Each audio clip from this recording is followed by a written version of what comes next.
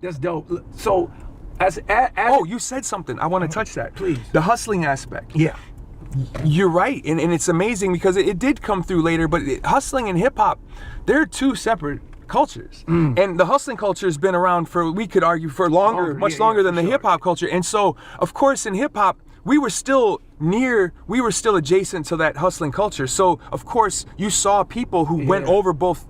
You know what I'm saying? You got hustlers that got into hip hop that got into the hustle. You know what I'm saying? It's like, but just like sports, just like you saw sports and hip hop walk parallel, and you would see it dip back and forth, like all these different.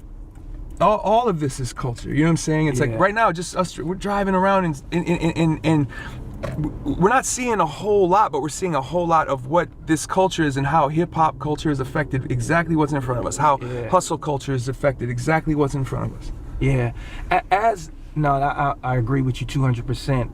As a, so speaking of that hustle aspect, being an independent artist, going city to city, doing your tours, how, you know, there's so many artists out here, you know, even myself to a certain degree, and other artists, you know, are always trying to, you know, level up. They're always trying to take their business to the next level. You've had so much success as an independent artist. Have you ever been signed to a label? Like as a major label, did you guys ever go through a major, or have you always? We did. We went through a phase after God Loves Ugly where all of the majors kind of came to check on us, to be like, "Are you guys ready?" And everybody had deals. Everybody seemed cool. That was one of the things I had spent my formative years thinking that, you know, these people are evil, and so when we finally had to sit down in meetings with them, I kind of walked in there defensive and realized, man, all these people are just people that loved music. And some of them got jobs trying, but they're still, even though there's a lot of money involved and people want to make money, I could still see that their first intent was to figure out how to get good music in front of lots of people. And I related to that. Yeah. So I started, you know, really listening at these meetings. We ended up not really working with none of them, except we did this interesting deal with Epitaph instead. Epitaph was I remember. Okay, yep. I remember Epitaph. They are a kind of a punk label out of Southern California, and they've got major distribution. So it was like they were kind of an indie, but a giant indie. Yeah. And so we did a P&D with them. We did where promotion and distribution. They created it, and they got it into stores for us. So they took our, but we were still Rhymesayers. You know what I mean? And it was a one record thing. It was like, we're gonna just do this one time to see what happens. They were able to get us on the Warped Tour.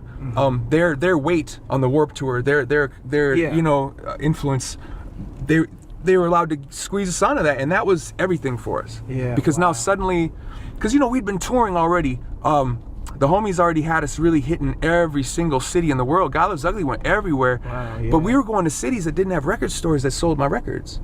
Because they didn't have independent record stores. They only had Walmarts and Targets. So going to Epitaph got us into those Walmarts and Targets. Yes, so that we could start going to some of these cities and hitting them hard. Rappers weren't even going to these cities. You know what I mean? We were going to, we were kind of doing the punk circuit as far as where we were willing to get in the van and go. This is way before streaming, people. Yeah, this is before streaming, but this was post MP3 sharing, file sharing. So file sharing had happened, and that was also huge for us.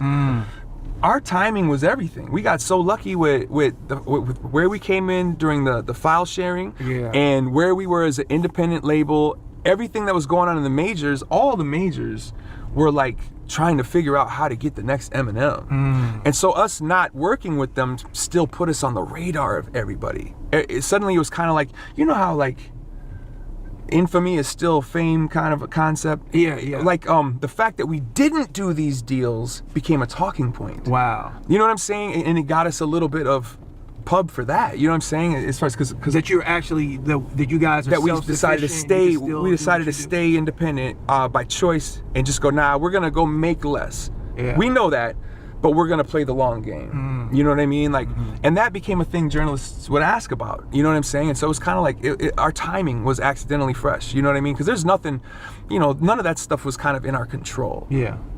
We always try to pay attention to what we could do, what was in our control, but we've been blessed with a few moments of things that were in just outside of our control, and just kind of the timing with the way things were happening in the industry. Yeah, that's really interesting, because I was speaking with Mers, and he actually had a similar he made a similar comment, like when you're talking about these major labels, because this independent mind frame, that a lot of times it be like anybody, any label, they're all evil, everything. But he says, like, yo, when you meet these people, a lot of these people have good intentions. A lot of these people are in it because of the love. They share that same thing, and a lot of them sometimes feel restricted, that they want to get behind certain things, but there's so much red tape, there's so much you know what I mean? It's interesting that you kind of echoed that sentiment. That's very, very, very true. You know, Misc had a very amazing experience in this industry. You know what I'm saying? Of all the people that I have, like, in my phone, he's one of the people that I'm like, man, I could pretty much go to him with any sort of concept or anything, any situation that's arising, and he's already got some insight about that. You know what I'm saying? It's like,